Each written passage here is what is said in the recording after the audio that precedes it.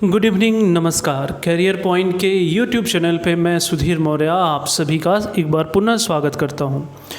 हमारे जितने भी स्टूडेंट इस चैनल से जुड़े हुए हैं, आप जल्दी से लाइव सेशन के लिए आ जाएं, क्योंकि आज जो हम लोग इवनिंग के टाइम में, आपको पता है कि हम लोगों ने एनसीईआरटी पुस्तक पे आधारित भारतीय संविधान के जितने भी महत्वपूर्ण प्रश्न आयोगों के एग्ज़ाम में बन सकते हैं, उन्हें हम लोग सॉल्व करने का प्रयास कर रहे हैं।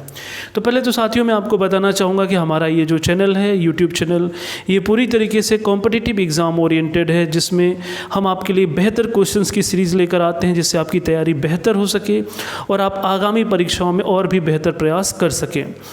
इस समय जो हमारी टेस्ट सीरीज चल रही है साथियों, आपको मैंने बताया है पहले भी कि एनसीईआरटी पुस्तक पे आधारित जो भी क्वेश्चन हो सकते हैं उनको हम लोग सॉल्व कर रहे हैं। और आपने करना बस ये है कि आप सभी लाइव चैट के थ्रू हमसे जुड़ें और जिस क्वेश्चन का आंसर आपको जो भी आ रहा है उसको आप आंसर बता सकते हैं। आपको मैं बताना चाहूँगा कि जो आज का हमारा टॉपिक है वो है राज्य के नीति निदेशक तत्व एवं मौलिक कर्तव्य। इससे हमने आपके लिए आज की टेस्ट सीरीज में महत्वपूर्ण 20 प्रश्नों की श्रृंखला लेकर आए हैं। तो इन 20 प्रश्नों को आप ध्यान से सॉल्व करेंगे, उनके एक्सप्लेनेशन को समझेंगे और साथ ही साथ हम लोग लास्ट में इन 20 क्वेश्चन को एक बार क्विक रिविज़न के तौर पर भी लेंगे। तो ठीक है साथियों, आप लोग जल्दी से इस वीडियो को लाइक और शेयर कर दें और हमारे इस सेशन से जुड़ जाएं। आज की टेस्ट सीरीज का जो पहला क्वेश्चन है आपके लिए वो ये रहा कि भारतीय संविधान में राज्य के नीति निदेशक तत्वों की संकल्पना किस देश के संविधान पर आधारित है। आपके विकल्प है, ऑप्शन ए है ब्रिटेन, बी है आयरलैंड, सी है संयुक्त राज्य अमेरिका या फिर डी विकल्प है कनाडा। आप क्वेश्चन को देखें, इसके बाद विकल्पों पे विचार करें, अपने अपने आंसर कमेंट सेक्शन में देते रहें। क्वेश्चन नंबर जो 1 है साथियों, इसका जो आंसर है वो है आपका ऑप्शन बी आयरलैंड। आप समझ सकते हैं कि भारतीय संविधान में जो राज्य के नीति निदेशक तत्व, जिन्हें DPSP directive principle of state policy भी बोला जाता है, इसकी जो संकल्पना है वो आयरलैंड के संविधान पर आधारित है। बढ़ते हम अपने नेक्स्ट क्वेश्चन की तरफ। क्वेश्चन नंबर 2 आप देख सकते हैं कि संविधान के अंतर्गत भारतीय लोकतंत्र के आदर्शों को हम कहाँ देख सकते हैं। भाग 4 में, भाग 1 में, प्रस्तावना में या फिर भाग 3 में। आपको बताना है कि भारतीय लोकतंत्र के आदर्शों को हम कहाँ देखते हैं। इन चारों विकल्पों के आधार पे आप इस प्रश्न का आंसर बताएं।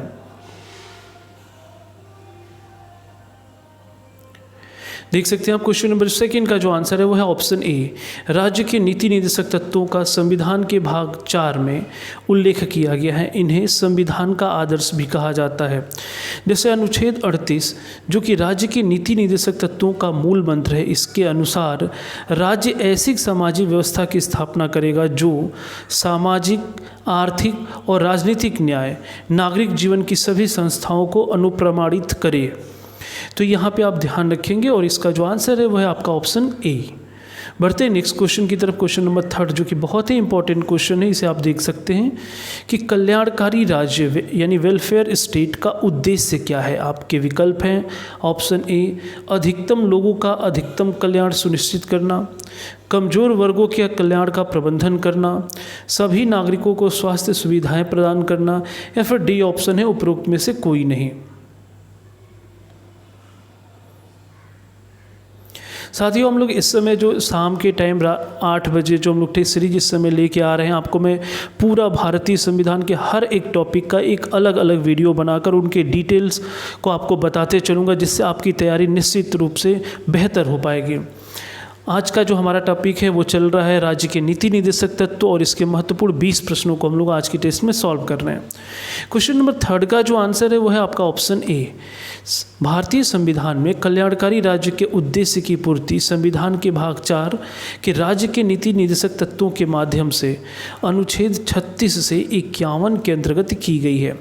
इन अनुच्छेदों के माध्यम से अधिकतम लोगों का अधिकतम कल्याण सुनिश्चित करने का प्रयास किया जाता है, जैसे समान कार्य के लिए महिला एवं पुरुष को समान वेतन, कुटीर उद्योगों को बढ़ावा देना इत्यादि। बढ़ते हम अपने नेक्स्ट क्वेश्चन की तरफ। क्वेश्चन नंबर 4 आप देख सकते हैं। इस क्वेश्चन पे आप जरूर विचार करें कि निम्नलिखित में से भारत में मौलिक कर्तव्य कौन सा है। न्यायपालिका से कार्यपालिका का पृथक्करण, बी विकल्प है हमारी मिली जुली संस्कृति की समृद्ध विरासत को संरक्षित करना। सी ऑप्शन है बच्चों के लिए मुफ्त एवं अनिवार्य शिक्षा। या फिर डी ऑप्शन है अस्पृश्यता की परिभाषा को समाप्त करना।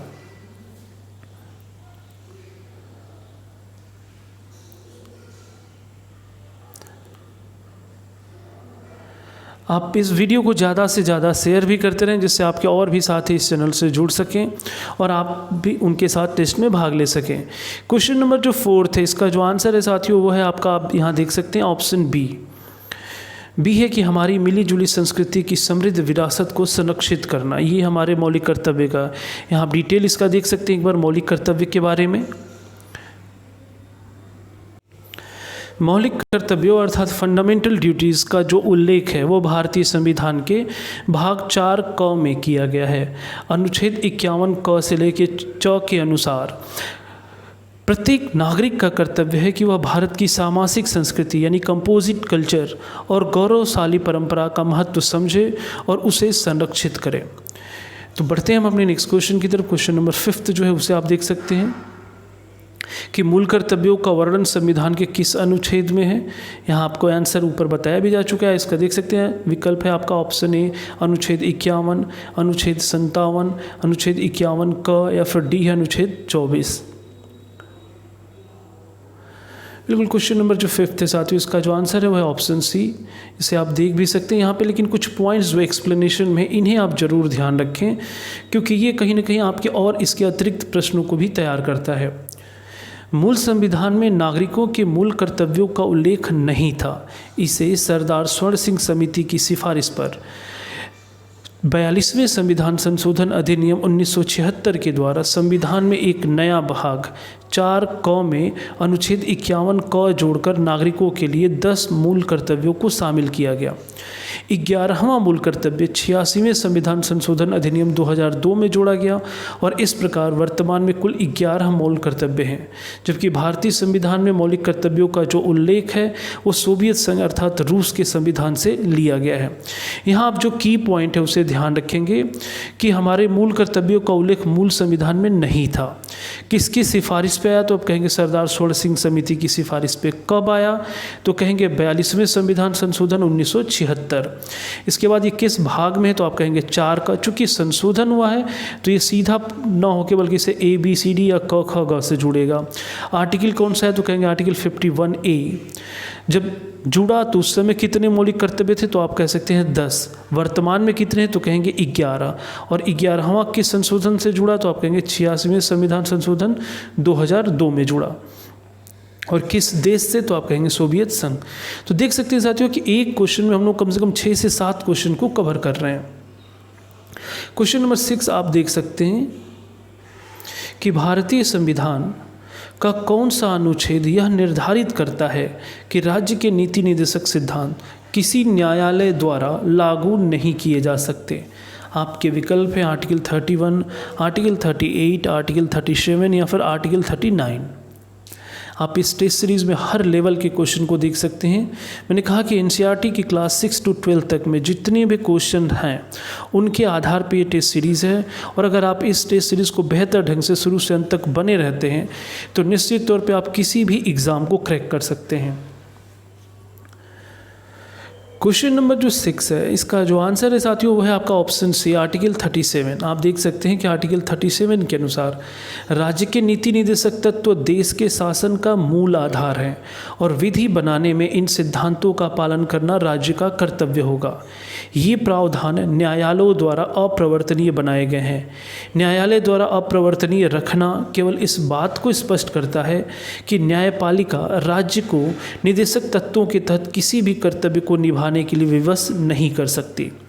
आप ध्यान रखेंगे कि जो मूल अधिकार होते हैं वो प्रवर्तनीय होते हैं न्यायालय, जबकि जो DPSP है यानी नीति निर्देशक तत्व ये अप्रवर्तनीय है। ये इनमें एक बेसिक डिफरेंसेस है। नेक्स्ट क्वेश्चन की तरफ बढ़ते हैं। क्वेश्चन नंबर 7 है साथियों कि किसने कहा था कि राज्य के नीति निर्देशक तत्व एक ऐसा चेक है जिसे सुविधा अनुसार अदा किया जा सकता है। आपके विकल्प है KM Munshi, BR Ambedkar, KT Shah या फिर doctor Rajendra Prasad.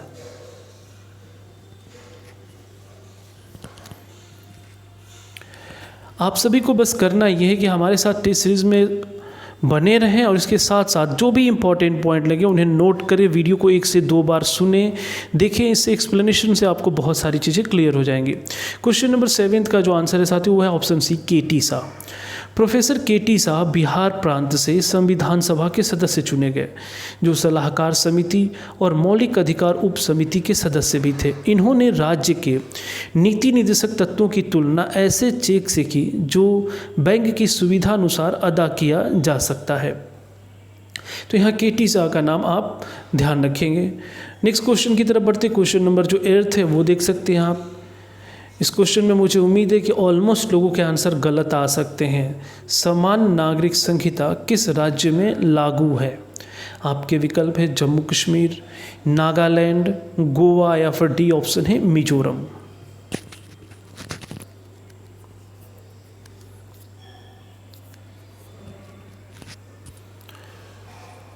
Question number जो 8 है साथियों कि समान नागरिक संहिता किस राज्य में लागू है, तो इसका आंसर है वो है ऑप्शन सी, गोवा।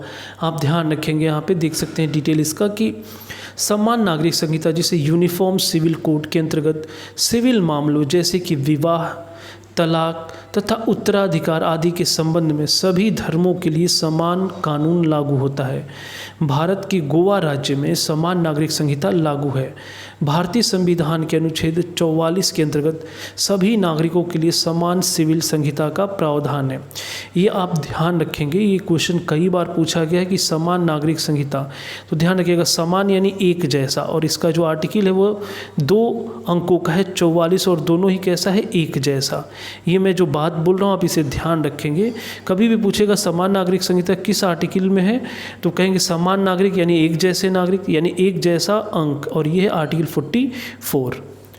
ठीक है, बढ़ते हम अपने नेक्स्ट क्वेश्चन की तरफ। क्वेश्चन नंबर 9 देख सकते हैं कि भारतीय संविधान के किस अनुच्छेद में समान न्याय एवं निःशुल्क विधिक सहायता का प्रावधान है? आपके विकल्प हैं आर्टिकल 30, आर्टिकल 39A, फिर आर्टिकल 25 या फिर आर्टिकल 33B। आप चारों विकल्पों को देख सकते हैं। क्वेश्चन देखें फिर अपने अपने आंसर सबमिट करें।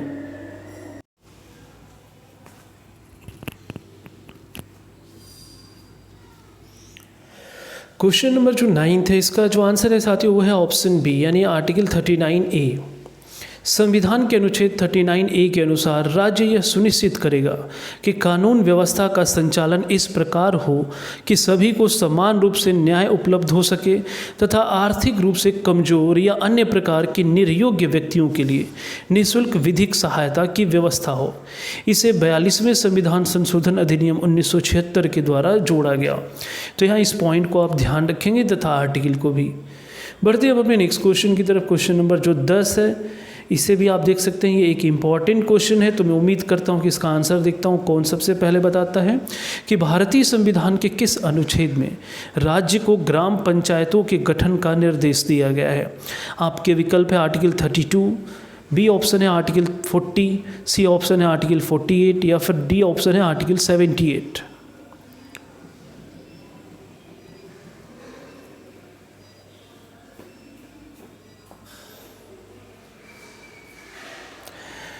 साथियों इस लॉकडाउन के सेशन में हमने अपने ऑनलाइन क्लास के थ्रू ये पूरा प्रयास किया है कि आप शिक्षा से जुड़े रहें, आप अपनी तैयारी भी जारी रखें और साथ ही साथ इन क्वेश्चंस के माध्यम से आप अपने आप को खुद को अपडेट रख सकें। क्वेश्चन नंबर जो 10 है इसका जो आंसर है वह है आपका ऑप्शन बी। भारतीय संविधान के अनुच्छेद 40 में ग्राम पंचायतों का गठन का प्रावधान है। इसके अंतर्गत राज्य ग्राम पंचायतों के गठन के लिए आवश्यक कदम उठाएगा और उन्हें ऐसी शक्तियां और प्राधिकार प्रदान करेगा जो उन्हें स्वायत्त शासन यानी सेल्फ गवर्नमेंट की इकाइयों के रूप में कार्य के लिए आवश्यक हो। तो यहाँ आप ध्यान रखेंगे ग्राम पंचायतों का जो गठन है वो है आर्टिकल 40 और ये किसके अंतर्गत है? तो राज्य के नीति निर्देशक सिद्धांत के अंतर्गत है। बढ़ते हैं हम अपने नेक्स्ट क्वेश्चन की तरफ। क्वेश्चन नंबर 11 आप देख सकते हैं कि कार्यपालिका से न्यायपालिका के पृथक्करण का सिद्धांत संविधान के किस भाग में वर्णित है? आपके विकल्प है प्रस्तावना, मौलिक अधिकार, राज्य की नीति निर्देशक तत्व या फिर 7वीं अनुसूची। आप क्वेश्चन को ध्यान रखें, विकल्प को देखिए, उसके बाद अपने अपने आंसर कमेंट सेक्शन में ज़रूर बताएं। और ऐसे साथी जो अभी इस टेस्ट सीरीज में भाग नहीं ले रहे हैं और बस इस वीडियो को देख रहे हैं, मैं उनसे ये ज़रूर कहना चाहूँगा कि आप कमेंट सेक्शन में आए, आंसर करेंगे तो आपको ये क्वेश्चन निश्चित तौर पर याद हो जाएंगे। देखिए क्वेश्चन नंबर जो 11 है साथियों, इसका जो आंसर है वो है आपका ऑप्शन सी, नीति निर्देशक तत्व। यहाँ एक्सप्लेनेशन आपके लिए मायने रखता है कि संविधान के राज्य के नीति निर्देशक तत्वों के अंतर्गत अनुच्छेद 50 में राज्य को लोक सेवाओं में न्यायपालिका को कार्यपालिका से पृथक करने के लिए कदम उठाने का निर्देश दिया गया है। इसका उद्देश्य है कि न्यायिक एवं कार्यकारी शक्तियां एक ही व्यक्ति में निहित न हो, ताकि स्वतंत्र एवं निष्पक्ष न्यायपालिका की स्थापना की जा सके। तो यहाँ सेपरेशन ऑफ पावर से मतलब आप समझिए कि न्यायपालिका अलग कार्य करे और कार्यपालिका अलग, और दोनों एक दूसरे के किसी भी मामले में हस्तक्षेप न करें। बढ़ते नेक्स्ट क्वेश्चन की तरफ। क्वेश्चन नंबर 12 देख सकते हैं आप। नीति निर्देशक सिद्धांतों में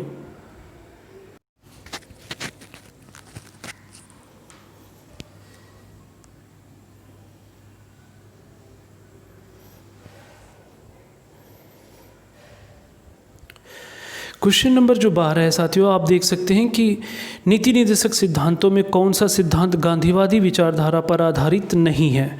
आपके विकल्प है ग्राम पंचायतों का संगठन, बी ऑप्शन है 14 वर्ष तक के सभी बच्चों के लिए अनिवार्य तथा निःशुल्क शिक्षा, सी ऑप्शन है औषधि उपयोग के अतिरिक्त सभी नशीले पदार्थों के सेवन पर प्रतिबंध, या फिर डी ऑप्शन है कमजोर तथा पिछड़े वर्गों के विकास के लिए कार्य करना। क्वेश्चन नंबर 12 आप देख सकते हैं और आपको बताना है कि कौन सा इसमें विचारधारा गांधीवादी उनकी विचारधारा पर आधारित नहीं है।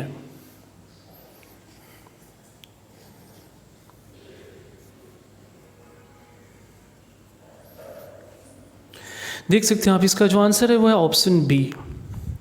राज्य के नीति निर्देशक तत्वों में निम्नलिखित गांधीवादी विचारधारा शामिल किए गए हैं। आप यहाँ डिटेल को बहुत अच्छे से समझें। पहली जो उनकी विचारधारा थी ग्राम पंचायतों का गठन, जो कि आर्टिकल 40 में है। दूसरा था कि ग्रामीण क्षेत्रों में कुटीर उद्योगों को प्रोत्साहन, अनुच्छेद 43। फिर अनुसूचित जातियों, अनुसूचित जनजातियों और अन्य दुर्बल वर्गों के शैक्षिक व आर्थिक हितों की अभिवृद्धि, जो कि है आर्टिकल 46। तथा स्वास्थ्य के लिए हानिकारक नशीली दवाओं, मदिरा आदि के औषधीय प्रयोजन से भिन्न उपयोग पर प्रतिबंध, यह है आर्टिकल 47। आप देखेंगे कि नीति निर्देशक तत्व में गांधीवादी विचारधारा बहुत हद तक उसके ऊपर उनका प्रभाव है, और गांधी जी ने जो भी समाज में जो भी बुराइयां देखी वह उनके सिद्धांत है, और उन्होंने कहीं ना कहीं उनके ऊपर जो चोट पहुंचाई है वो सारी बातें इसमें हैं। बढ़ते हैं नेक्स्ट क्वेश्चन की तरफ। क्वेश्चन नंबर 13 आप देख सकते हैं कि निम्नलिखित नीति निर्देशक सिद्धांतों में कौन सा सिद्धांत उदारवादी विचारधारा पर आधारित नहीं है। आप देख सकते हैं आपके विकल्प न्यायपालिका तथा कार्यपालिका का पृथक्करण, समस्त देश के लिए एक समान सिविल संहिता प्रदान करना, कलात्मक तथा ऐतिहासिक महत्व के स्मारकों का संरक्षण करना, तथा उपरोक्त में से कोई भी गलत नहीं है। आपको बताना है कि दिए गए विकल्पों में कौन सा विकल्प उदारवादी विचारधारा पर आधारित नहीं है।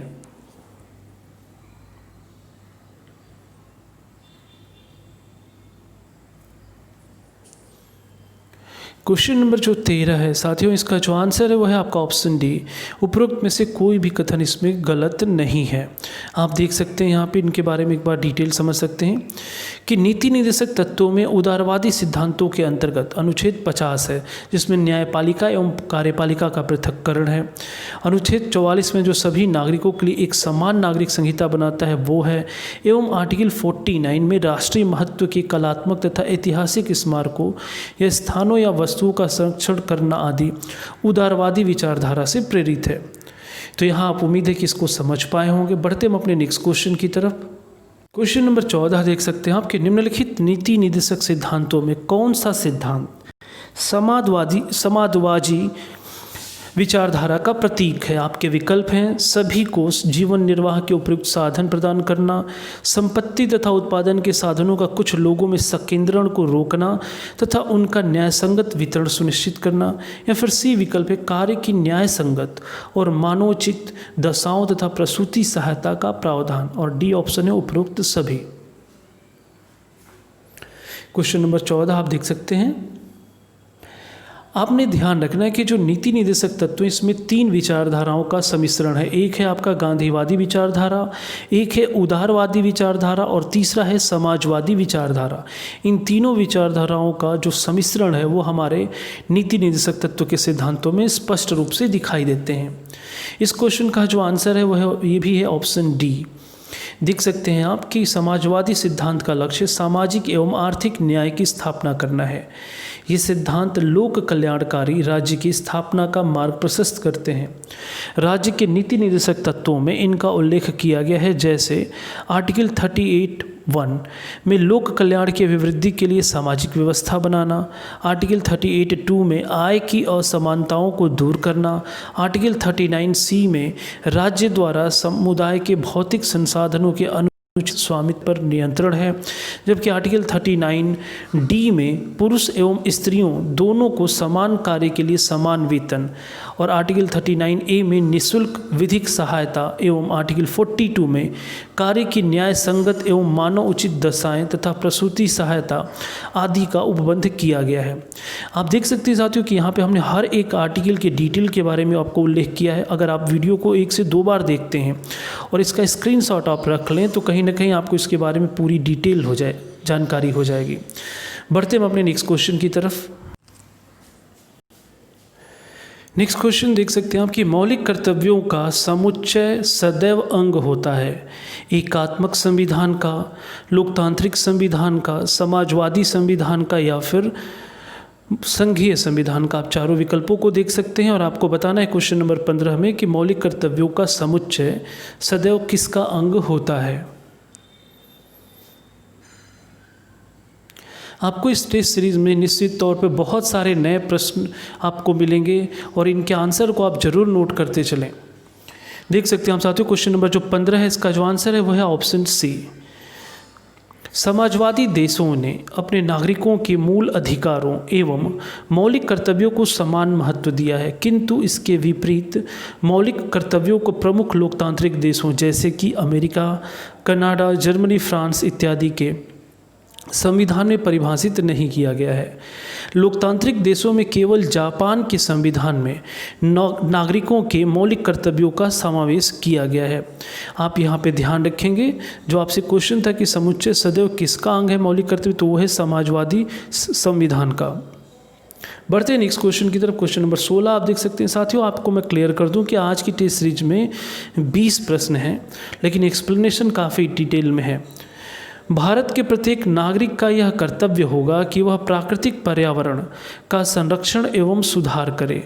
यह कथन भारतीय संविधान के किस अनुच्छेद से संबंधित है। आप चारों विकल्पों को देख सकते हैं और अपने अपने आंसर कमेंट सेक्शन में बता सकते हैं।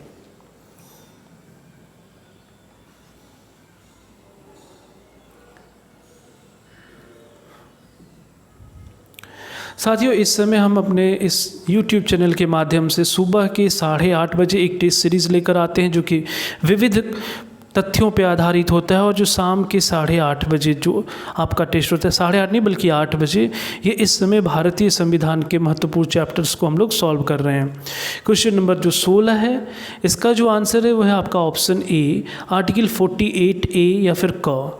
आप ध्यान रखेंगे, ये क्वेश्चन बहुत ही इंपॉर्टेंट है, जो कई बार पूछा गया है कि अनुच्छेद 48 क के अनुसार राज्य पर्यावरण के संरक्षण तथा संवर्धन और वन तथा वन्य जीवों की रक्षा करने का प्रयास करेगा। इसे 42वें संविधान संशोधन अधिनियम 1976 द्वारा जोड़ा गया।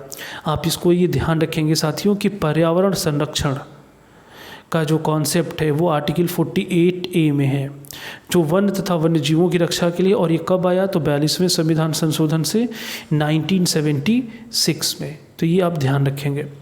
बढ़ते हम अपने नेक्स्ट क्वेश्चन की तरफ। क्वेश्चन नंबर 17 है कि निम्न में से कौन सा एक विषय वह है जिसे संविधान में भारतीय नागरिकों के मूल कर्तव्यों की सूची में शामिल किया गया है। आपके विकल्प हैं धर्मनिरपेक्षता का व्यवहार करना, वैज्ञानिक स्वभाव, मानववाद और ज्ञान अर्जन तथा सुधार आदि की भावना विकसित करना, सरकार को सभी करों का नियमित और सही ढंग से भुगतान करना, अपने कर्तव्यों का निष्पादन कर रहे किसी लोक सेवक पर आक्रमण न करना। आप इन चारों विकल्पों को ध्यान से देखें और आपको फिर बताना है कि इसमें से कौन सा एक विषय वह है जिसे संविधान में भारतीय नागरिकों के मूल कर्तव्यों की सूची में शामिल किया गया है।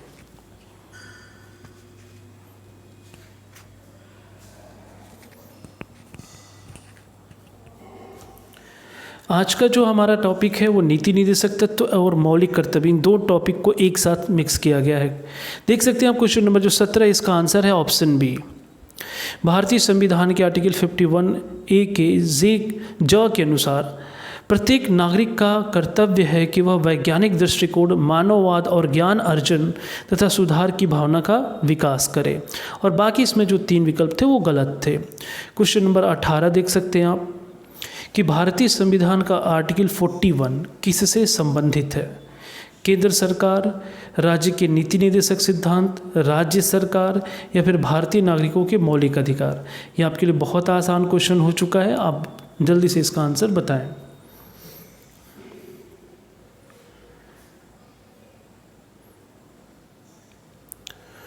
क्वेश्चन नंबर 18 जो है इसका आंसर है ऑप्शन बी, आर्टिकल 41। आपको पहले ही आपने देखा था कि ये नीति निदेशक तत्व से चल रहे हैं सारे टॉपिक, तो यहाँ पे आप डिटेल देख सकते हैं इसका कि संविधान के आर्टिकल 41 के अंतर्गत राज्य अपने आर्थिक संसाधनों के अनुसार और विकास की सीमाओं के अंदर यह प्रयास करेगा कि सभी नागरिक अपनी योग्यता के अनुसार रोजगार व शिक्षा प्राप्त कर सकें तथा बेगारी, बुढ़ापा, बीमारी और असमर्थता आदि दशाओं में सार्वजनिक सहायता प्राप्त कर सकें।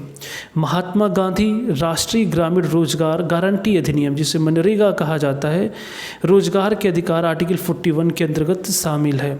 तो आप ध्यान रखेंगे, अगर आपसे मनरेगा का कॉन्सेप्ट भी पूछे तो ये भी कौन सा आर्टिकल है? 41। बढ़ते हैं नेक्स्ट क्वेश्चन की तरफ। क्वेश्चन नंबर 19 देख सकते हैं आप कि भारतीय संविधान के अनुच्छेद 43 क में वर्णित उद्योगों के प्रबंधन में श्रमिकों की भागीदारी किससे संबंधित है? आप चारों विकल्पों को देख सकते हैं और अपने अपने आंसर कमेंट सेक्शन में बता सकते हैं। ये आज की टेस्ट सीरीज का सेकेंड लास्ट क्वेश्चन है। इसके बाद अंतिम प्रश्न आएगा क्वेश्चन नंबर 20 और उसके बाद हम लोग रिवीजन करेंगे। देख सकते हैं आप क्वेश्चन नंबर जो 19 है कि आर्टिकल 43A में वर्णित जो है ये भी है आपका ऑप्शन सी, राज्य के नीति निदेशक तत्व। देख सकते हैं कि आर्टिकल 43A में क्या बोला गया है कि इसके अनुसार राज्य किसी उद्योग में लगे हुए उपक्रमों अथवा संगठनों के प्रबंधन में कर्मकारों का भाग लेना सुनिश्चित करने के लिए कदम उठाएगा। इसे भी 42वें संविधान संशोधन अधिनियम 1976 के द्वारा राज्य के नीति निदेशक तत्वों में जोड़ा गया है। ठीक है साथियों, बढ़ते हैं आज के टेस्ट सीरीज के लास्ट क्वेश्चन की तरफ। क्वेश्चन नंबर 20, निम्नलिखित में से कौन सा एक पंचशील का सिद्धांत नहीं है? आपके विकल्प है गुट निरपेक्षता, शांतिपूर्ण सह अस्तित्व, एक दूसरे की अखंडता एवं संप्रभुता का सम्मान या फिर एक दूसरे के आंतरिक मामलों में हस्तक्षेप न करना। ध्यान रखिए, ये मैंने एक क्वेश्चन आपके लिए विविध से उठाया है कि निम्नलिखित में से कौन सा एक पंचशील का सिद्धांत नहीं है।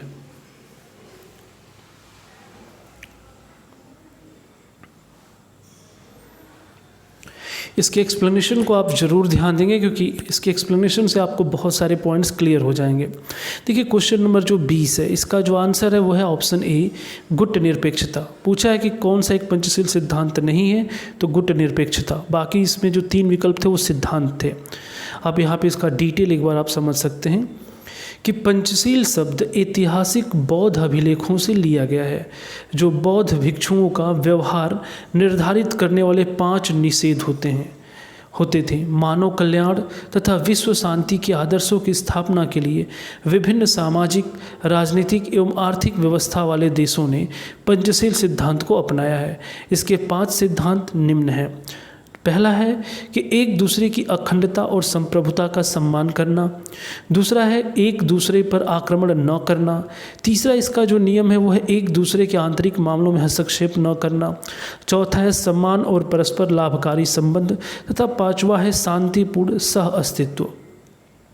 साथियों, आप ध्यान रखेंगे कि जो भारत की विदेश नीति है उसमें पंचशील सिद्धांत बहुत ही इम्पोर्टेंट है और हम इस पंचशील सिद्धांत के आधार पे ही भारत को एक प्रभुत्व संपन्न देश भी कहते हैं, जो कि अपने आंतरिक और बाह्य मामले दोनों को निपटाने में सक्षम है और वो दूसरे किसी भी देश के किसी आंतरिक मामले में न तो हस्तक्षेप करता है, न ही उनकी अखंडता और संप्रभुता पे चोट करता है।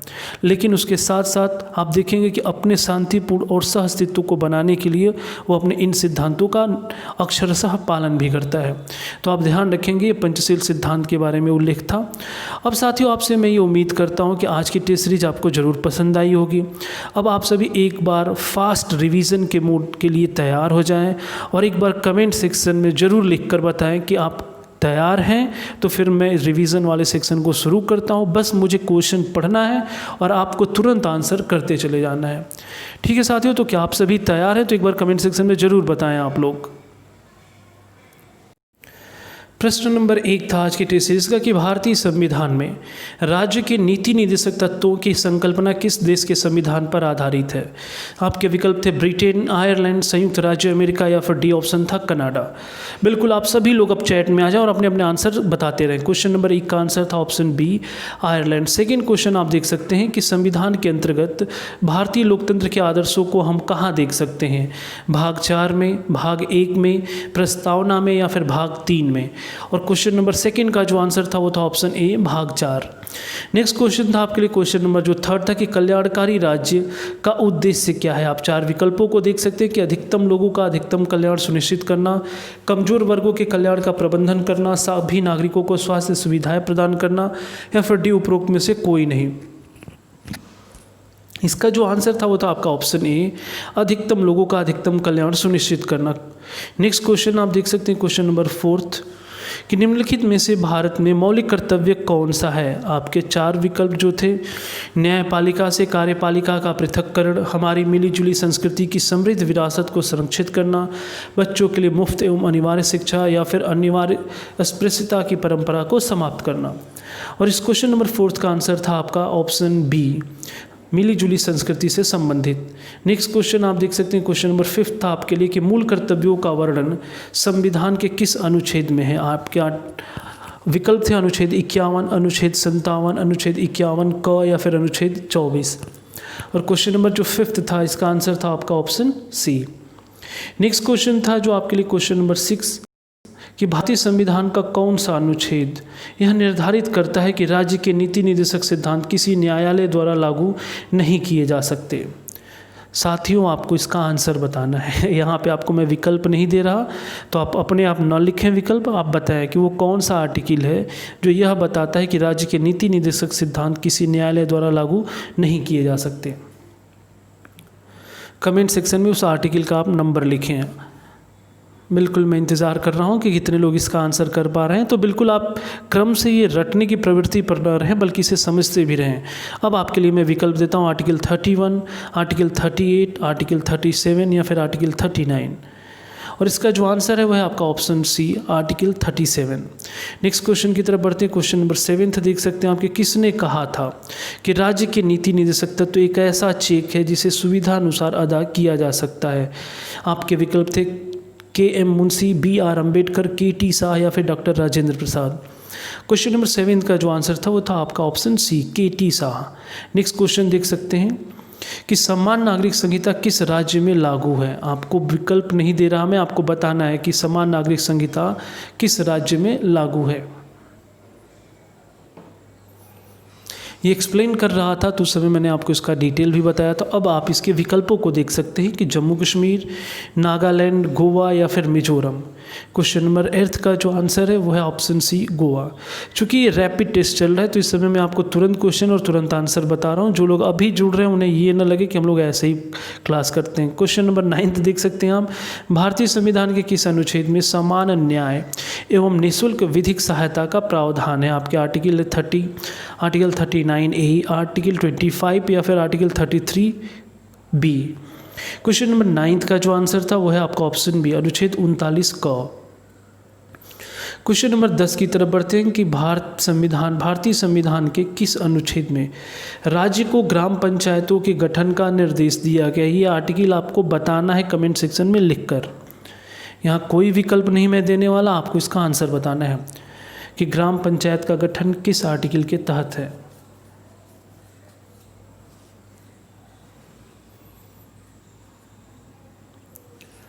क्वेश्चन नंबर 10 देख सकते हैं आप, इसका जो आंसर है वो है आर्टिकल 40 अनुच्छेद 40 के अनुसार।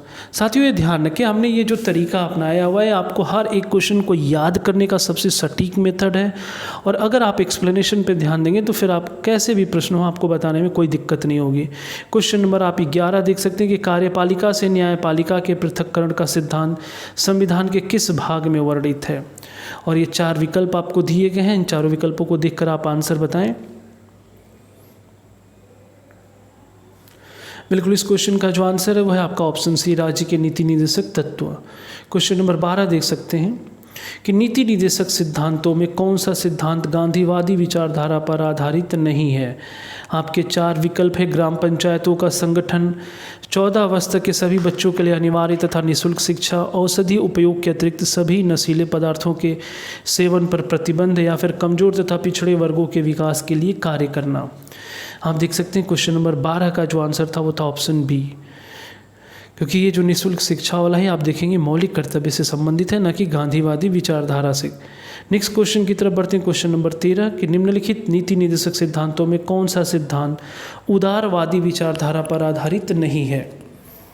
आप चारों विकल्पों को देख सकते हैं कि न्यायपालिका तथा कार्यपालिका का पृथक्करण, समस्त देश के लिए एक समान सिविल संहिता प्रदान करना, कलात्मक तथा ऐतिहासिक महत्व के स्मारकों का संरक्षण करना, या फिर डी ऑप्शन है उपरोक्त में से कोई गलत नहीं है।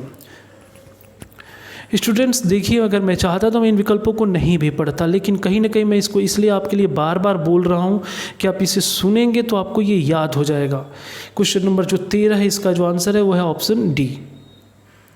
नेक्स्ट क्वेश्चन देख सकते हैं आप, क्वेश्चन नंबर जो 14 है आपके लिए कि निम्नलिखित नीति निर्देशक सिद्धांतों में कौन सा सिद्धांत समाजवादी विचारधारा का प्रतीक है।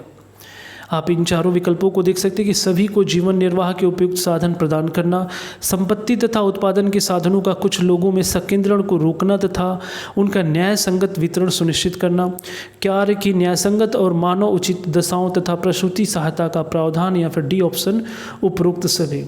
क्वेश्चन नंबर 14 का आंसर आप सभी कर लिए होंगे, यह आंसर आपका डी। बढ़ते हैं नेक्स्ट क्वेश्चन की तरफ। क्वेश्चन नंबर 15 देख सकते हैं आप, मौलिक कर्तव्यों का समुच्चय सदैव अंग होता है किसका। एकात्मक संविधान का, लोकतांत्रिक संविधान का, समाजवादी संविधान का, या फिर संघीय संविधान का।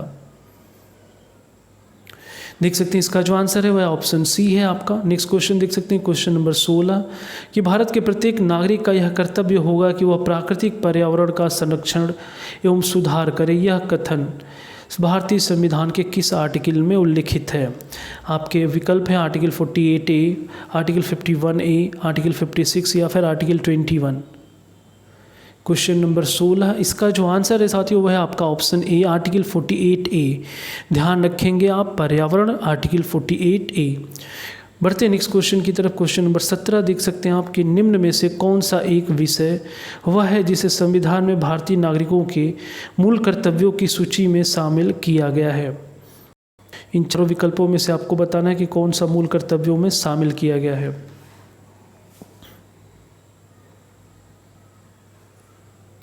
क्वेश्चन नंबर जो 17 है देख सकते हैं आप, और इसका जो आंसर है साथियों वह है आपका ऑप्शन बी, वैज्ञानिक स्वभाव, मानववाद और ज्ञान अर्जन तथा सुधार आदि की भावना विकसित करना। क्वेश्चन नंबर 19 देख सकते हैं आप कि भारतीय संविधान का अनुच्छेद 41 किससे संबंधित है। चार विकल्पों को देख सकते हैं और इसका आंसर आप तुरंत बता सकते हैं कि जो 18 नंबर क्वेश्चन इसका जो आंसर है वह ऑप्शन बी, नीति निर्देशक तत्व। नेक्स्ट क्वेश्चन था क्वेश्चन नंबर 19 कि भारतीय संविधान के आर्टिकल 43A में वर्णित उद्योगों के प्रबंधन में श्रमिकों की भागीदारी किससे संबंधित है। चारों विकल्प देखिए और इसका आंसर आप जल्दी से बताएं। बिल्कुल सभी लोगों का आंसर आते रहे और ये अच्छा है कि आप सभी आंसर करते हैं, तो इसी बहाने आपका एक रिवीजन हो जाता है बेहतर। और क्वेश्चन नंबर 19 का जो आंसर है साथियों वह है आपका ऑप्शन सी। लास्ट क्वेश्चन जो आज का था आपके लिए कि निम्नलिखित में से कौन सा एक पंचशील का सिद्धांत नहीं है। गुट निरपेक्षता, शांतिपूर्ण सह अस्तित्व, एक दूसरे की अखंडता एवं संप्रभुता का सम्मान, या फिर एक दूसरे के आंतरिक मामलों में हस्तक्षेप न करना। और इस क्वेश्चन का जो आंसर था वो था आपका ऑप्शन ए गुटनिरपेक्षता। ये पंचशील का सिद्धांत नहीं है।